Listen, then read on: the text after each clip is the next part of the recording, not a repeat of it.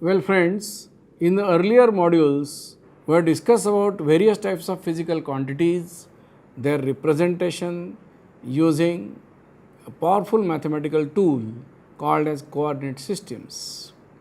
Now in this module, we will pay proper attention to the discussion of spatial variation of various types of physical quantities.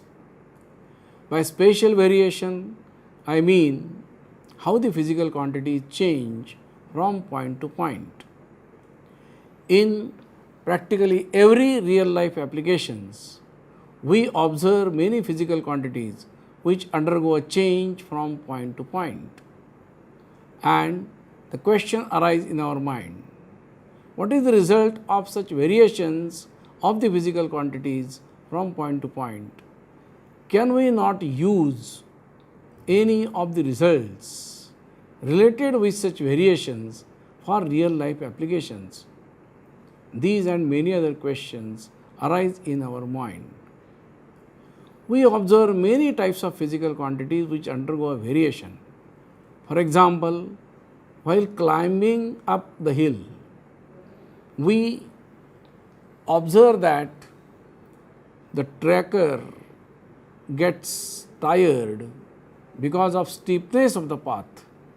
So, he or she tries to select a path which will be having less difficulty and having less steepness. We can give another example. For example, when we consider a piece of magnet which is broken into pieces, each piece exhibits the magnetic properties similar to the parent magnet. Or if you just go higher and higher from the surface of the earth, we note that the barometric pressure changes. If you take a wheel which is free to rotate in the river, it is our observation that the wheel rotates about its axis with maximum speed if and only if placed in some particular position, otherwise not.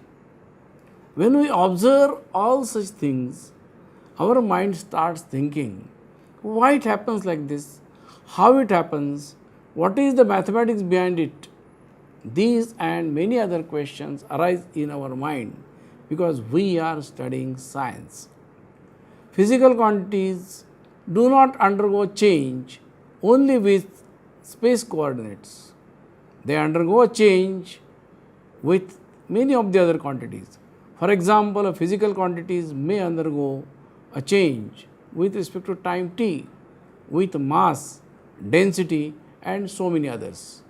In this module, however, we are going to restrict our discussion only with the spatial change of the physical quantities. That is how the physical quantities they undergo a change with coordinates of the point. Then another question arises that what type of change occurs, what is the nature of the change. A scalar physical quantities which undergo a change in different directions, in different fashion, will it give rise to a vector quantity? The answer is yes. Another question, if we are having a physical quantity which is a vector in nature, then that quantity, if it undergoes a change in different directions in different manner, what is the result? Is the resultant quantity a scalar or a vector? The answer is both. So, to account for all such results, rather resultant physical quantities which may be scalar or vector due to spatial variations of a physical quantity can be accounted for using the concept of gradient, divergence and curl of the physical quantities. In this module, we will understand how to account for it, and these concepts can be better understood with the help of an operator which is very famous and known as del operator. The various phenomena which you observe in nature around us can be accounted for using the differential equations.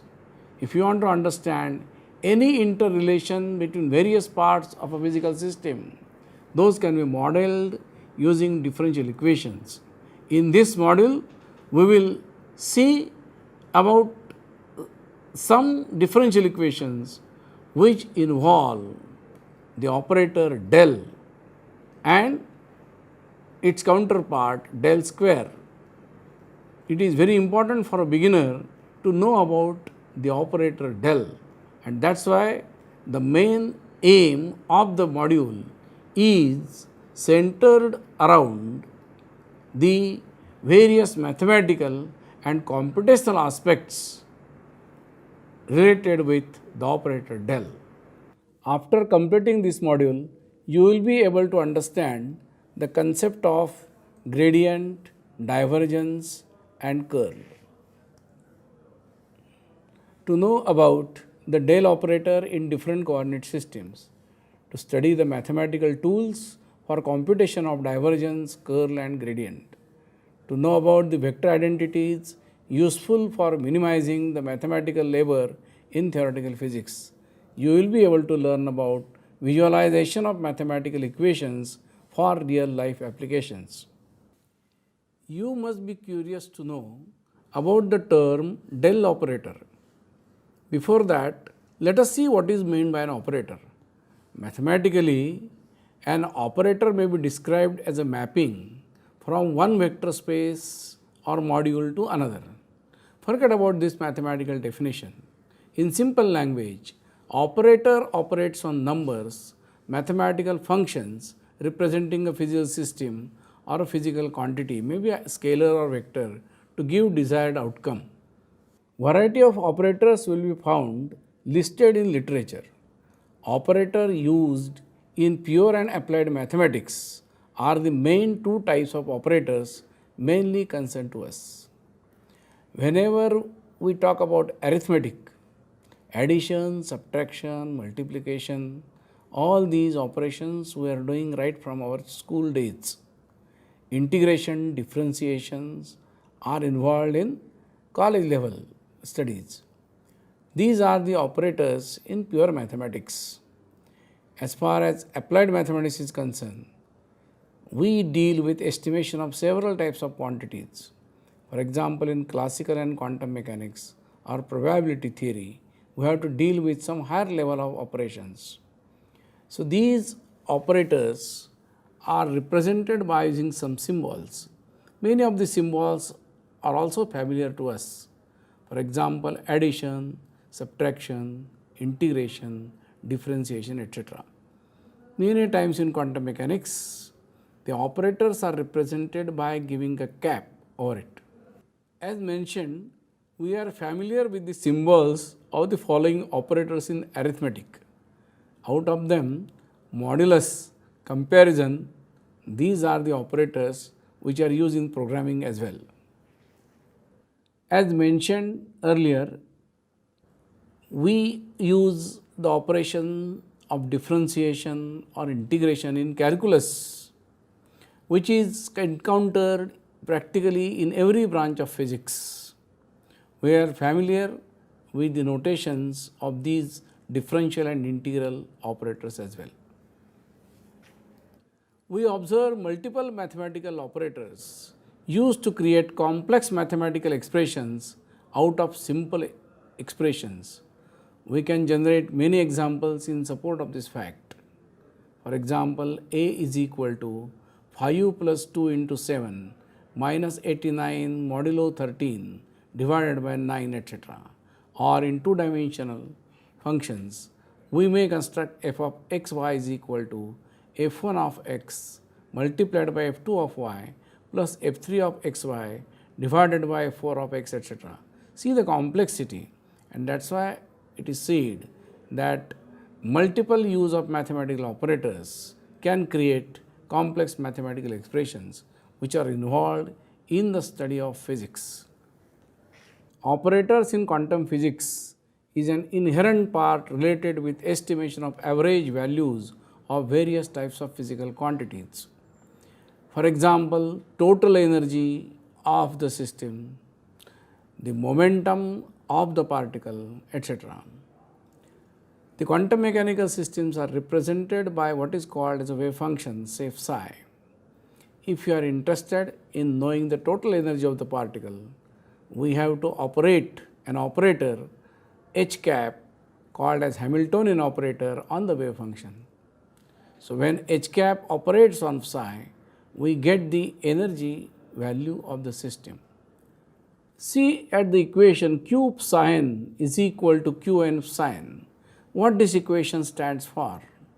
It is an equation involving quantum mechanical operator q. It represents the fact that the quantum mechanical system represented by psi n will yield an eigenvalue qn corresponding to its state psi n. Given an algebraic function, say f of xy, and an operator, say d cap, we can obtain the result when d cap operates on f of xy mathematically as follows. The steps will be clear because all of you know the process of differentiation and hence need not be explained. But when an operator operates on a function, what is the result? So, that we can get, and it is clear from the slide. Now, let us discuss about the main hero of this module, famous as del operator, also known as nabla. Then del dot del, which is called the del square, is a scalar operator. It is also highly useful to study the spatial change of directional variation of physical quantities. So, let us discuss about these two operators now. Let us see how these operators are represented in different coordinate system. To start with, let us consider the Cartesian coordinate system. In this coordinate system, their representation is as follows: del and del square. These are the two operators which we are talking about. Note the presence and absence of unit vectors in the expressions for the two. It be noted that in literature, the del operator, also known as nabla, can be found as expressed in different ways due to the choice of representation of unit vectors and also the variables. The expression for del and del square in cylindrical coordinate system are as shown. Don't confuse with the use of r phi z instead of rho phi z as the coordinates in literature, because various authors they use their own notations. The expressions in spherical coordinate system are as shown. Note the compactness used in the expression for del square in the first term on the right hand side of del square. Now, let us try to understand the three concepts, namely gradient, divergence and curl, the mathematical way of their computations and their applications and some numerical examples. First of all, let us discuss about gradient. We observe many physical quantities changing with the coordinates. A physical quantity may undergo a change with distance. The changes may be the same or different in different directions.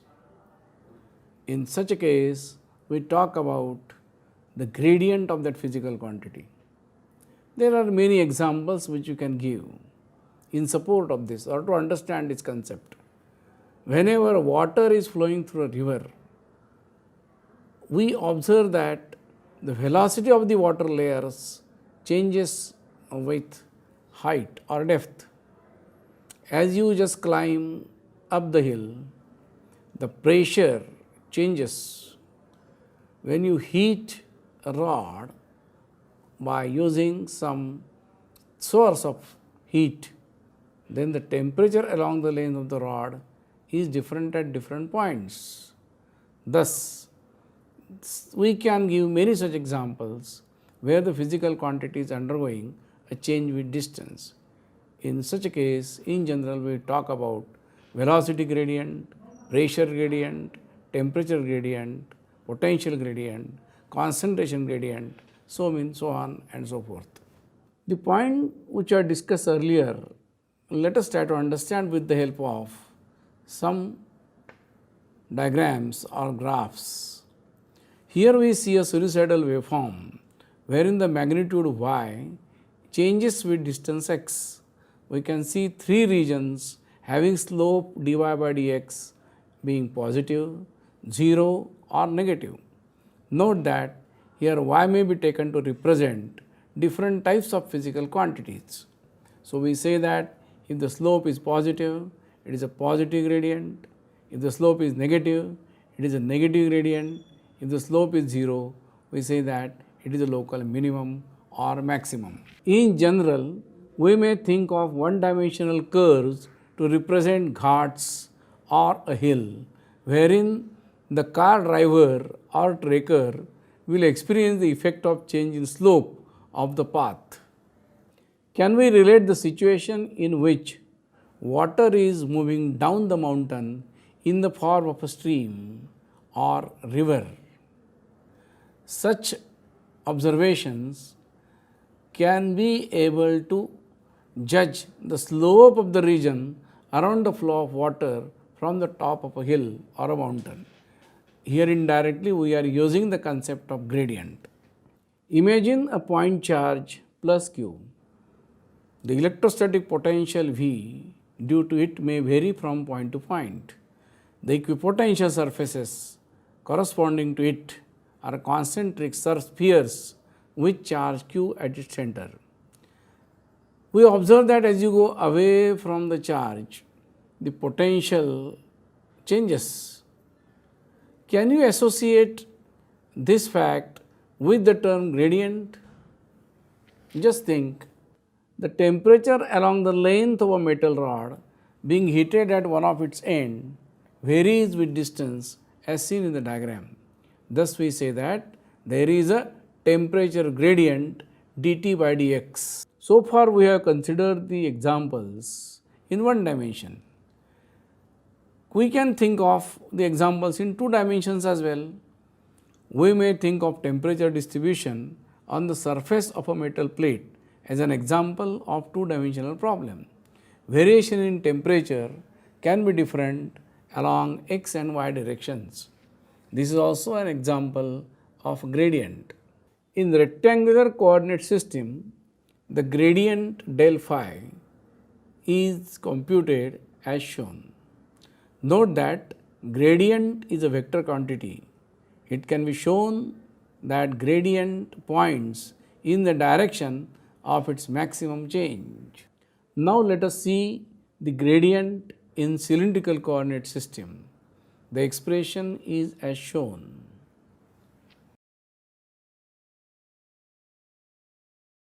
It can be easily understood that expression for gradient in any coordinate system can be obtained if you know the expression for del in that system. Can you tell what will be the expression for gradient in spherical coordinate system? Here is the answer. In earlier modules, we have discussed various types of operations like addition, taking scalar product, vector product, etc. Now, since gradient is a vector quantity, we can perform all types of such operations with gradients as well. As an illustration, here is the vector product of two gradients, f1 and f2 are the two functions under consideration. Now, let us discuss another concept of divergence. As an example, let us consider a tank having some water in it with two taps. One tap for allowing the water to enter the tank and the other tank from which the water goes out of the tank. Now, if the water entering the tap or pouring into the tank is more, than the water which is going out of the tank, then obviously the level of water or the amount of water in the tank will go on increasing. On the other hand, if the water going out of the tank is more than the water which is poured in, then naturally the level or the water contents in the tank will go on decreasing. Thus, what is the net change in the amount of water in the given volume V? That is the point which we have to pay attention. So, we say that if the net change in the water is more or positive, then the divergence is positive. If the net change in the water is less, then we say that the divergence is negative. Thus, in divergence, we talk about the net change in the physical quantity per unit volume. Of course, this is a very crude level example. We can mathematically discuss it with more rigor. As before, let us see what are the expressions in different coordinate system. Here we have an expression for divergence in the rectangular coordinate system. If we are having a physical quantity A bar, then its divergence is written as del dot A bar.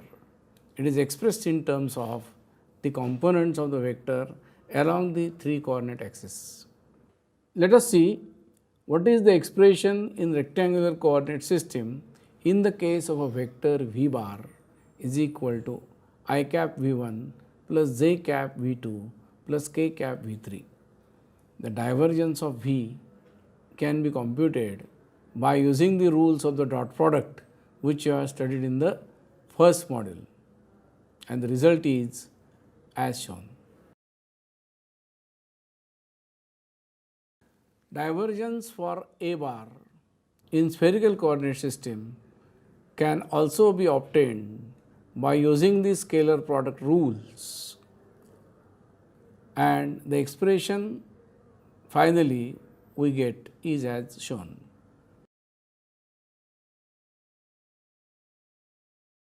Here we have the expression in cylindrical coordinate system for divergence of A.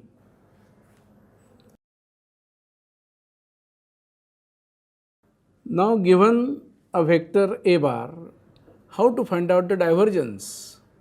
We must have a practice of solving such problems. For that purpose, let us see a numerical example to find the divergence of the given vector.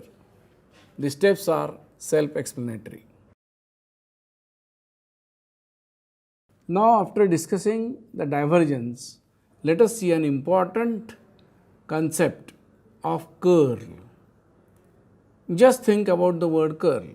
When we say that curl your fingers of right hand, immediately we experience that there is some sort of movement, and the movement is in some particular direction.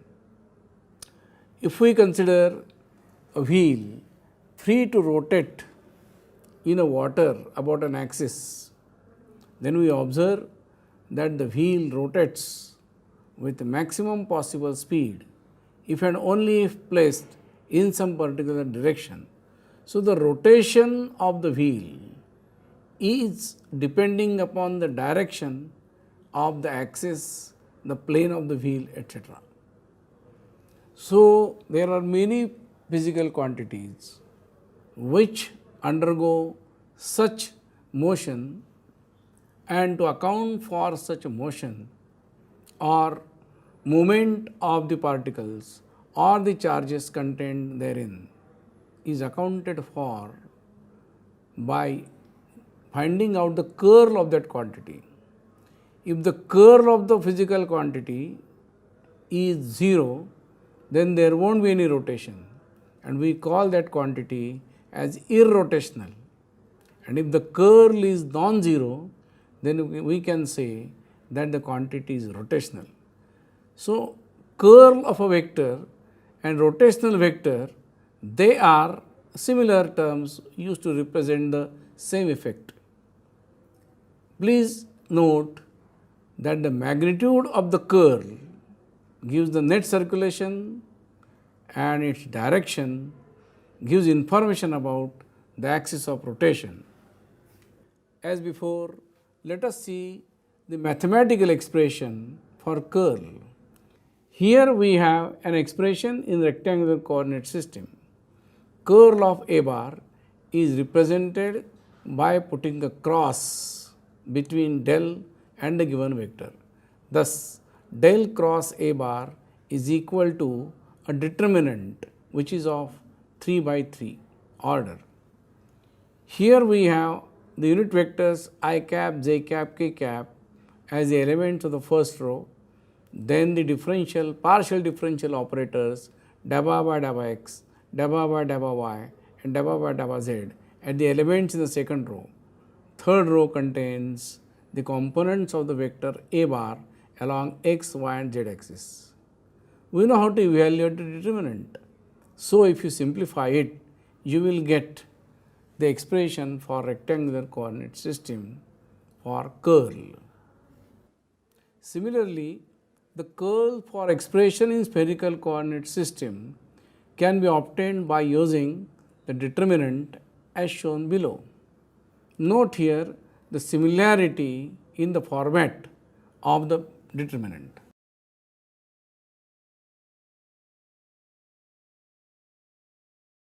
The expression for curl in cylindrical coordinate system is as shown. One must know all these expressions for curl in different coordinate systems. They are highly useful in finding out the curl when the given vector is expressed either in rectangular, cylindrical or spherical coordinate systems. Mathematical exercise is highly useful in having a mastery over the computational aspects about such quantities. As an example, let us find how to find out the curl of the given vector. The steps are as shown below. In electrodynamics or in mechanics, we are dealing with the force fields. The forces are of different type. First type is conservative, second is dissipative, and the remaining forces are called as other forces. So, the total force F acting on the system can be represented as a sum of three: Fc, the conservative force, Fd, the dissipative force, and Fo, the other forces. Conservative force can be determined by taking the curl of the physical quantity. If the curl of the force is 0, then that is a conservative force. Dissipative forces are also to be paid proper attention to. Friction, for example, is a dissipative force. Conservative field is of very much importance in electrostatics. If a curl of a vector A is 0, then the vector A bar is said to be conservative. And mathematically we can prove that any force field varying inversely with square of the distance is conservative. Electrostatic field is given by Q upon 4 pi epsilon 0 r square. So, it is a field which is varying inversely with the square of the distance. It is conservative.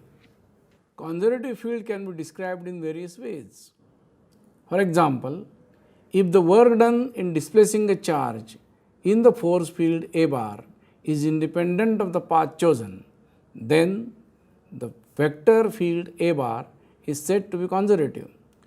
For example, let us consider the displacement of an electric charge from point A to point D as shown. If we displace it from A to B, then B to C and C to D, that is by the path A, B, C, D, then the work done will be say W1.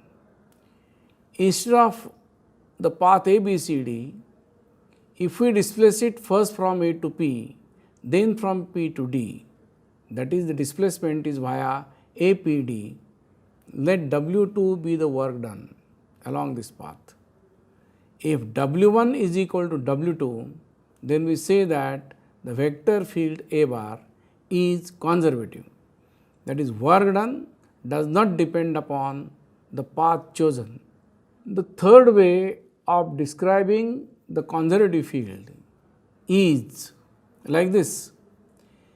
If we take a charge, say Q, and circulate it through a closed path, and if it is observed that the total work done is 0, then we say that the force field is conservative, and hence the line integral of the electric field through a closed path, if it is 0, then we say that the electric field is conservative. And in the first module, the second module, we have seen the necessary mathematics, for example, the line element, line integrals, etc. in different coordinate system. So, the knowledge about it can be highly useful in estimating the necessary integrals and to predict whether the given field is conservative or not. So far we have discussed about the different concepts like divergence, gradient and curl, which involves the use of del. And we have also seen that the expressions for del, they are different in different coordinate systems. The question arises how to convert the operator del from one coordinate system to the other. So, let us see some points regarding it, or rather the procedural steps for interconversion of del operator from Cartesian to cylindrical system as an example. There are some steps which are to be followed. Step number 1 is note the expression for del in Cartesian coordinate system. Step number 2, note the relations between coordinates in cylindrical and Cartesian coordinate system. These are the two things which we can definitely note. The step number 3, which is of vital importance, is to note the relation between unit vectors in the two coordinate systems. Step number 4, find the values of I cap into dava by dava x by using the following expression. Dava by dava x will be equal to dava by dava rho into dava rho by dava x plus dava by dava phi of dava phi by dava x plus dava by dava phi of dava z by dava x. Rho, phi and z being the coordinates in cylindrical coordinate system. As before, find j cap into dava by dava y using the given expression.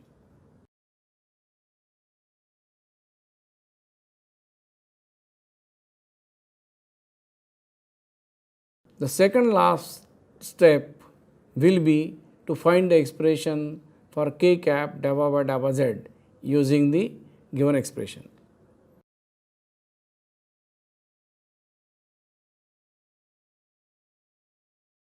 Step number 7, substitute the values of I cap dava by dava x, j cap dava by dava y, k cap dava by dava z in the expression for del in Cartesian coordinate system and simplify by rearranging proper terms.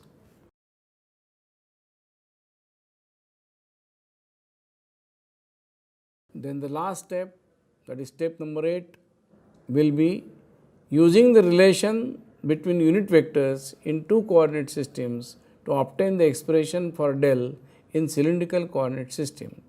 Note that here the rearrangement of the terms is very much crucial sometimes. You must have noted that the very important information which we must have is the relation between unit vectors between different coordinate systems. So, the question arises how to find out this relation, that is interconversion of unit vectors between coordinate systems. As an example, let us consider how to convert unit vectors from Cartesian to polar coordinate system. The procedure is very simple. In the first module, we have discussed the concept of resolution of a vector along a given direction and the elementary concepts of vector addition.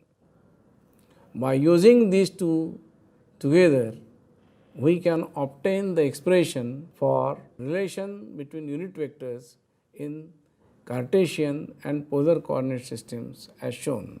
Note that the relations between the unit vectors can be finally put in the form of a matrix equation. The inverse of a matrix can be highly useful to change these equations from polar coordinate to Cartesian coordinate system. There are many mathematical theorems which involve the operators del and del square. Let us see some of the important theorems. The fundamental theorem of gradient is as shown. The line integral of the gradient from a to b is the difference between the values of the function at the two limits. As an example, let us find out the expression for electrostatic potential difference between 2 points.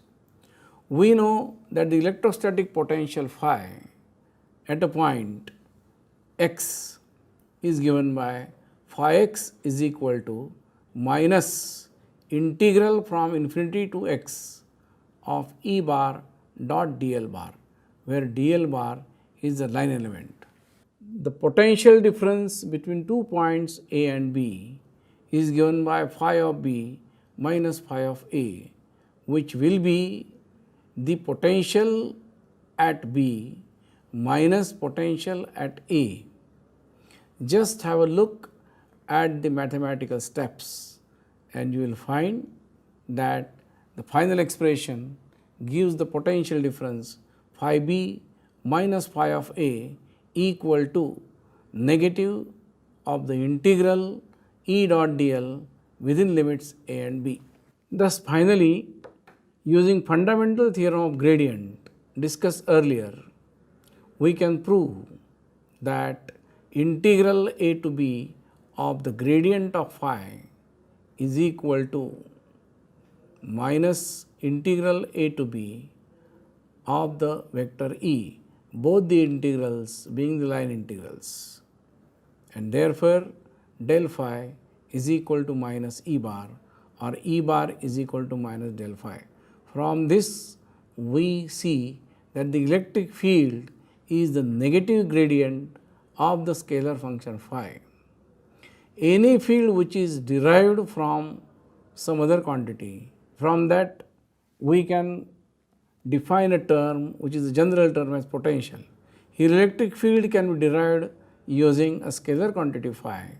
So, phi is called as the electrostatic potential. Another theorem is famous and called as Stokes theorem, which relates the surface integral to the line integral. Let us see with the boundary of a surface S and F bar be a field, vector field. Then the theorem says that line integral of F bar over the closed contour C, which is the boundary of the surface S, equals the surface integral of the curl of the vector field over that surface. This theorem also has many applications. As an application of Stokes theorem, let us see how the conservative nature of electrostatic field can be established using Stokes theorem. We already know that for a static electric field, line integral of electric field over a closed path is 0.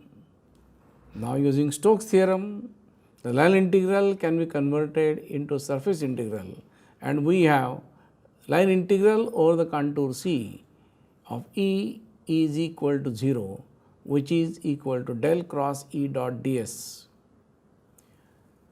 Hence, we have del cross E equal to 0, and thus the electrostatic field is conservative. One more important theorem in theoretical physics is known as Gauss divergence theorem, which relates the volume integral with surface integral. And it reads like this: volume integral of del dot A is equal to the surface integral of A, where S is the surface enclosing the given volume V. Note that in literature there are different ways of expressing this theorem. Triple integral or double integral are also sometimes used. As an application of Gauss divergence theorem, let us see how the total number of electric lines of force flowing out through a closed surface due to a charge Q can be found out. If you consider the volume integral of divergence of E over volume V, then by using Gauss divergence theorem, we can convert it as a surface integral as shown. Finally, by using the expression for E, which is Q upon 4 pi epsilon 0 r square into r cap, we can prove that the surface integral gives the value Q upon epsilon. There are many differential equations involving del and del square. As an example, let us consider the first equation known as equation of continuity, del dot j is equal to minus dabba rho by dabba t. Please note that this is a fundamental equation in physics. It must be satisfied in every physically acceptable situations. Interpretation of current density J and the charge density rho depends upon the system. In quantum mechanics, the divergence of J is given in terms of the wave function psi and the gradient of psi as shown. Please note that here the current density J corresponds to the number of particles crossing the potential barrier at the boundary. Another important differential equation is Poisson's equation. We know that in electrodynamics we are dealing with the charge densities, current densities, etc., and the fields which are arising out of that. The equation which relates the charge density and the corresponding fields in terms of potential is known as Poisson's equation. It is given by del square phi is equal to minus 4 pi rho, where rho is the charge density and the potential is expressed by phi. It is a differential equation, so rho and phi corresponds to the same point. As far as electrodynamics is concerned, Poisson's equation takes the form del square V is equal to minus rho upon epsilon 0, where the V stands for potential, rho stands for the charge density. Epsilon 0 may be replaced by epsilon if the medium is other than free space. When the charge density is 0, Poisson's equation reduces to Laplace equation. Laplace equation has wide applications. It is useful for solving potentials problem in charge free region, and it should be noted that the standard solutions of Laplace equation in different coordinate systems are already available, and those can be used to solve the problem having a particular symmetry, either cylindrical, rectangular or spherical, as seen in unit number 2. Maxwell's equations in differential form inherently use the operator del, the concept of divergence and curl. Rather, these equations are called as source density and circulation density equations, because we know that the divergence is source density and curl of the fields, it corresponds to the circulation densities. An important equation in quantum mechanics involving del square is the Schrodinger's equation. Quantum mechanics deals with microscopic particles. We are interested in knowing the wave function, the energy eigenvalues and many other things. So, we solve Schrodinger's equation. The diffusion equation, it is very important in the study of semiconductor physics. So, the diffusion equation also involves the operators del and del square.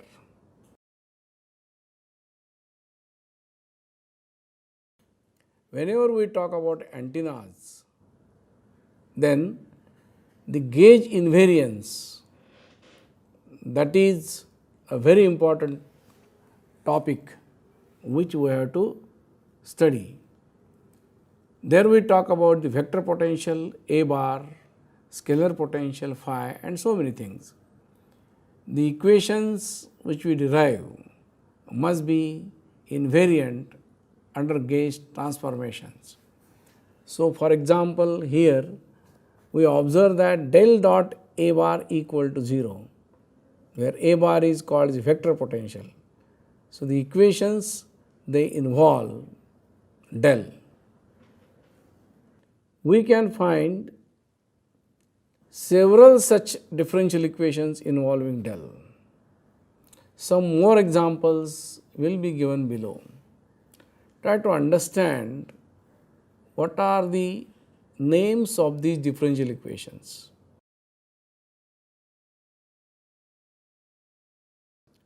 Here we are having an equation which involves the scalar potential phi.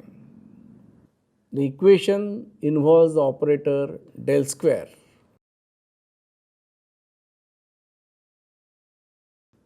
We have talked about gauge invariance. We have talked about the electrostatic potentials in radiation. So, these are some of the steps which involve little algebra and the operators del, the concept of divergence and so many other things.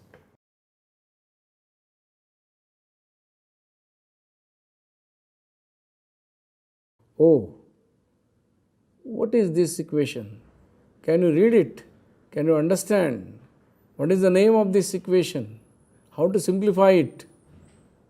It involves del dot del cross A, del cross del phi, del square A and so many other things. Please note that we have to account for or we have to study all these relations which we call as vector identities, and such complicated equations will be dealt with in higher level studies. In this module, in this course, we are not going to bother much about such complicated expressions, but one must know that occurrence of del, del square, vector identities, the concepts like divergence, curl, etc., they are of vital importance in the study of theoretical physics. Can you give some more examples of differential equations or theorems which involve del and the del square operators? I think it will be a very good exercise to search for such with the help of internet sources.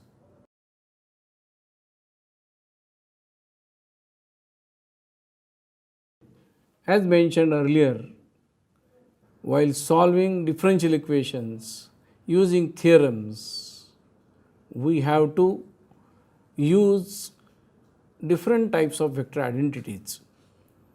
Here some of the important identities are listed. Those will be highly useful in reducing the mathematical labor in the theoretical discussion or derivation on some particular result. Some of the vector identities, they do not involve del. Some of the vector identities, they do involve the del operator. Here is the list of the vector identities which involve del operator.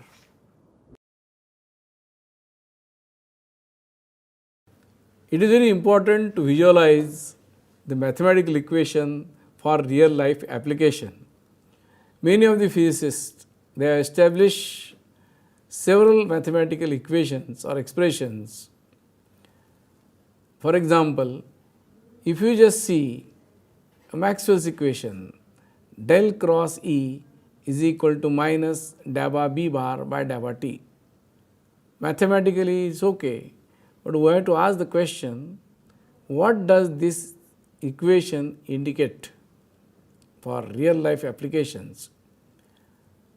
If we just give a little thought over the dimensions or definitions of the physical quantities involved, then we can definitely get some solution as far as the real life applications are concerned. We know that B stands for magnetic induction, that is magnetic lines of force crossing per unit area. So, it has to do something with area, magnetic lines of force and time. It clearly indicates the fact that if we consider some conductor whose area is A and the magnetic lines of force passing through it, they are varied with respect to time t, then as a result of such time variation in the magnetic lines of force associated with the coil can generate del cross of E. What is del cross of E? Curl of E is nothing but the variation, rather spatial variation of electric field at that particular point. So, when the plane of the coil is rotated in the magnetic field, we can have a change in the magnetic lines of force associated with the plane of the coil with respect to time t, and as a result we get space varying electric field.